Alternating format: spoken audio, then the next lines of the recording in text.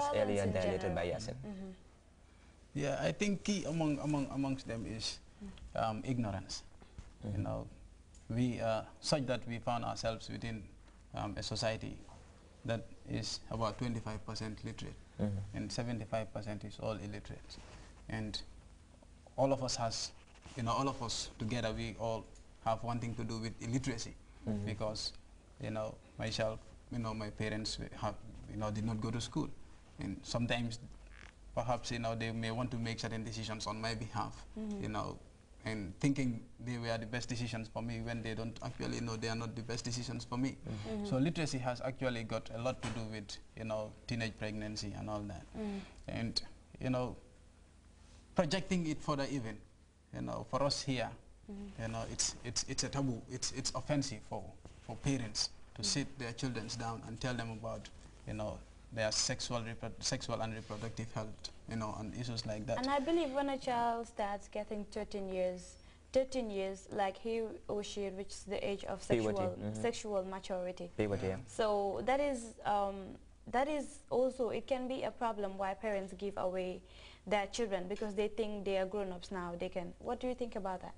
Yeah, it's still the same thing because a child being grown up, I think these are natural sequences that we must have to allow to occur. A child being grown up and being whether at age 15 or at age 16, 17 does not matter. What matters is sit the child down, make sure you tell the child what exactly she expects in the near future, what is actually going to happen, because she is now at this level, because you have passed through that stage as a mother or as a father. But it's unfortunate our societies are not like that. Like I said, we feel they are taboos, they are offensive things. They don't do it. This is why normally I say we need a whole new order for all our decisions that we make, because we have to involve the kids in decision making. Just recently I was with Ablai and Fanti with at a meeting, and we were a part of the meeting. Can you imagine us? You think we cannot make decisions? Exactly. But we were there and we gave our suggestions sometimes, and guys just stood up and say, hey, just keep quiet. You cannot just understand. But these are things that are actually affecting us. We must have to allow these young people to decide for themselves. Let's only create the environment. You see, parents fail to understand that they cannot make anybody great. You can only create the environment for young people to develop themselves. But you cannot make young people themselves become great. That is true. So, but there are responsibilities. But our parents are we are actually killing the young people. We are killing them because anytime you decide for them, they don't have any other decision to make. And you have to allow young people to decide. And in the course of decision making, they will be able to reason. They will be able to know the differences between issues, and then they have a better decision. Yes. And then that helps even in them becoming real citizens of the country. But we have a whole lot of issues ourselves as advocates. Sometimes the way we interpret the conventions, sometimes the way we interpret the rights of the child, tells a lot about how much we are going to be misconstrued. Yeah, they are all documents written in English. You can read, I can read. He can read, everybody can read and understand. Unfortunately, our parents cannot read and understand. Therefore, we need to use the local medium of communication. Let's use local languages. Let's use Sose, Mandinka, Olof, Jola. Let's go back to the grassroots. Let's educate them. Let's tell them this is this. But the way we interpret it to them, sometimes some of them are half educated. And there are other people that I call anchors of the village. Every village has, these anchors. You understand? These people that have gone to school and unfortunately, due to one reason or the other, happen to drop out. You understand? And they are in the villages, doing one or two things. Now, when issues of this nature happen, they just get the information, or parents just get the information. The first port of call is that anchor of the village. They go, and the individual, unfortunately, will misinterpret the whole document, and the parents will not understand. And they have a lot of regards for that anchor of the village. You understand? So therefore, we our own selves need to get to the parents. Let's tell them, let's interpret the documents to them very, very much, understandable, comprehensible, and then they'll get to understand. Because I want to believe with dialogue, everything is possible. The only problem that we have is we don't just dialogue. We don't just dialogue. We feel we can just make decisions. Even within ourselves sometimes. We feel we can I feel I can make decision for you. I feel I can make decision for everybody's behalf. That is very true. That's a problem. we have to allow young people to decide for themselves. And we also don't have to allow money to overrule us. Yes. Money is another factor. Yes. You know, we have sugar daddies that will come, you know, and say, I want to have your your child's hand in marriage. You know, and you as a poor father, you know, poverty also has a role to do this, you know, with this. You know, because you have never had $50,000 since you were born, and now you are age 50. Yeah. Somebody comes and say, I want to give you $100,000, and you give me your child.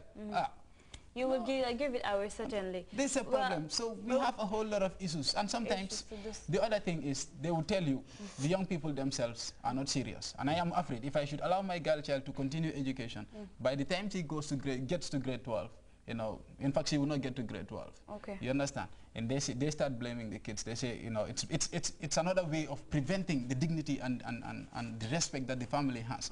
So they would rather send the child to school. You know, they will send the child to marriage rather than keeping the family, and at the end of the day, the child will only bring shame to the family. And these are issues that I think, you know, could all be remedied. They are very important, yes. They need to be discussed. Yeah, they all need to be discussed. These are issues that are problems. These are the root causes that are happening within our societies. Okay, still now we're on teenagers.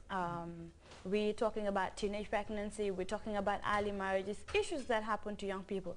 But also, if we blame parents as much, we have to blame young people. Because if young people that start growing from the age of 13, they start to change. Their attitude changes, their mode of dressing, the way they talk, the way they act, their feelings, they start, you know, getting attractions to the opposite sex. And there we have a problem. Sometimes parents can be another cause because they don't put them down and explain to them about, you know, how they're growing up and the things they need to do and the things they shouldn't do. Need to have intergenerational dialogue with their parents. They need to sit and talk as mates, as friends, as families in order to end this phenomenon. Anyways, I wouldn't talk much. I will allow my panelists to dilate more on that. Fatu, as a youth worker, when it comes to those aspects of early marriage, teenage pregnancy, what are some of the problems you face with people outside? How do you manage, you know, with them? Because some people have some misinterpretations about the whole issues. Because I believe as youth workers, you need to convince them. Sure, people have different interpretations about different things, but also it is based on the way it is put across to them. You know, even when it comes to child rights and responsibilities, people misinterpret it. Talk less of teenage pregnancy, which is very much a sensitive thing. So all we need to do is, we need to delete that sense of ignorance in the minds of people in order to convince them. We just go back to the grassroots level. We need to talk to the parents. We need to talk to the young people who are involved. Because girls are mostly vulnerable. Girls are those who are mostly being raped.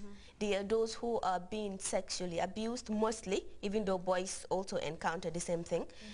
But when you look at it, it is girls that become pregnant.